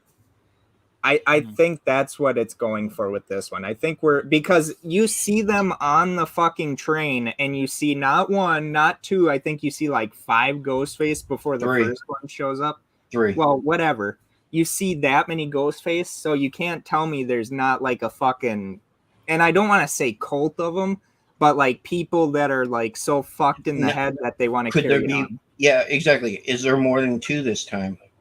Well, that's what they're showing in the trailer, which I think in the trailer they kind of gave away. I'm not wanting to say they gave away a lot, which they didn't, but they gave away a little bit more than what we needed. But remember, it was it was during like the Halloween season or Halloween horror convention, which I'm pretty sure they say it was the Halloween season, like the setting of the movie New York during Halloween, that people were dressing up, so easily people could be dressing up as Ghostface, because that's exactly what they did in Scream 4 when they were celebrating the occasion and all that too. Yeah, so I think, in my opinion, I do not believe they're going to go the cult route, even though it would be cool to do it, but I don't think they will. I think that having more than 2 killers would be great, because they wouldn't expect it. But I don't expect it. I don't expect more or less than Normally, when I watch the Screams, I'm like, okay, there's going to be 2, except for 1. Scream 3. That shrine, even though they had it as 2, but they took her out of it. Right. The shrine that's the one that tells me there's going to be more than 3. The museum, they call it a museum. The shrine, the museum, right. Whatever. Well, actually, it is the museum in New York that they actually have out there. They actually have one for that up there. Well, yeah, I know, but they call it a shrine, not the museum. Right, but it is in a museum. Yeah, I get that. But that's why I'm thinking it's not going to be 3. I might be pressed to say it's 4. But if it's 5 fucking killers, see, I think that's too much. Yeah, I think 5 would be too much, but 3 would be 3 would still be pushing it. It's good to have 2, but it would not surprise me if they only had 1. Flesh the character development out on the killers. It could work. It could work, but 4 or 5, I would, depending on how you could flesh it out with 4. Would be okay, but 5, yeah. Oh, simple. Like even with 3, you kill 2 of the 3. If in the third one you do the thing that the franchise has yet to do, is keep 1 alive, exactly. That's what I was about to say. And to carry on to the 7th one. That's what I was about. That one, the chances of that happening, for my opinion, is 85%. Sort of like what they did on the Scream series, in a way. Exactly. In Scream, but they never told us who it was. In Scream 1 now, it's kind of weird, but I don't know if it was Kevin Williamson trying to just fuck with people or who I heard this from, but supposedly there was actually another killer that we didn't even know about. Supposedly, no, that was in 2. No, because in 3, when they pan out in 1 there was supposed to be another killer. Well, from what I read, it was 2, and when they pan all the way out from the school, it's supposed to be the killer looking down on them. Because supposedly they say Billy doesn't kill and it's Stu and someone else, but then Billy was the mastermind of it all. I'm trying to get the novelizations for them. Yeah. I wish I could get the novelization for the original Halloween book, but I'm not paying that fucking money for it. Same with Friday the 13th. I'm not paying that. But if they would go back into print, which they should, the only reason they cost that much is because they don't print the books anymore. It's stupid. That's because everybody reads the shit online. The author even said, he's like, yeah, I'm all down for them reselling it. It's just whoever Yeah. owns the fucking shit doesn't want to do it. Yeah, you know what we should do? Set the books up behind us, taking shape, and keep promoting those damn things. But the one thing I don't like about the first Halloween book is how they say Michael kills people. Like, he gets kind of like a fucking erection from doing it. Well, they say people do that. I don't know. Well, they have a sex, but honestly, really, if you listen to what they say, if you hear all the psychologists and stuff like that, he kills because he has a psychological problem to do with sex. Nobody just believes that somebody kills just because they like to kill. They think it all has to... Loomis that motherfucker, and Loomis would look at you and fucking shoot you 6 times. Hey, I'm just telling you what, yeah, but you can't fucking use real life shit in a movie when you're trying to explain Michael. You don't need to explain Michael. You don't need to give him a reason to do it. He just does it because he's simply and purely evil. He balances his life out. Oh, I agree. Which I think is the weirdest fucking thing I've ever heard, but in reality, it is kind of that way. He balances it out. Shit, we've been talking for 2 hours. Yeah. Wow. Holy fuck. All right. Sorry about that, Brett Man, but we loved having you on here. Hopefully one day we can be on your guys' podcast. Yeah, absolutely. We're just extremely busy because we just hit that 1K and we're trying to get all this celebration, and we got the real March Madness tournament in March, so I need to start watching 90s movies. But yeah, after that, if we can figure out our schedules, we would love to have you guys on for something. Definitely. So everyone, go check out Brett and his friends at Good Real Hunting and also at Scream Warriors. You won't be disappointed. Also, February 10th, go check out Talking Shit with Mark Bensett and his friend Brian as they talk shit. Our guest is going to be Landon Harvey. He's a ventriloquist, and he's really funny and really good. If you haven't seen him, go check him out on TikTok, YouTube, everywhere. So. Yep. And also, I want to say thank you to the Deluxe Edition Network and the podcast for allowing us to come into your homes and have these discussions with you guys. Also, one more thanks needs to be said. Thank you all to the fans that love and support us, even though we talk shit all the time and we kind of don't know where we're going with an episode. But thank you so very much. Sometimes we do. Please keep coming back. The podcast of the month is every podcast this time, but you know what? I'll even say it. Even if there is a certain podcast for the month, check them all out. They're done by wonderfully creative people, and, subscribe their stuff, and tell your friends because it helps them grow, and then they can get more content out to you. So this is Steven Jarvis. That's Brett. That's Mark. I'm Mark. This is Luca. But see you later. Bye, guys. See you.